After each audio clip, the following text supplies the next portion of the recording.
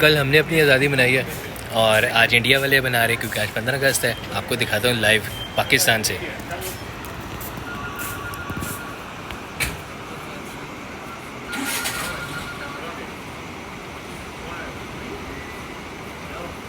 ये है जी नीलम वैली जहाँ बॉर्डर लगता है, और सामने ये कोई इनकी सेरेमनी हो रही है इंडिपेंडेंस की, जिसमें इनके आर्मी और फोर्सेस भी हैं और सिविलियंस भी हैं। काफ़ी कोई तकरीब है मेरे ख्याल में, जैसे हमारे यहाँ होती है वैसे इनके यहाँ भी है।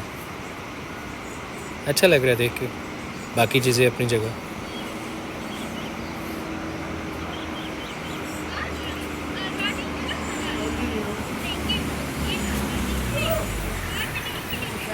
बच्चे भी हैं, फैमिलीज़ भी हैं,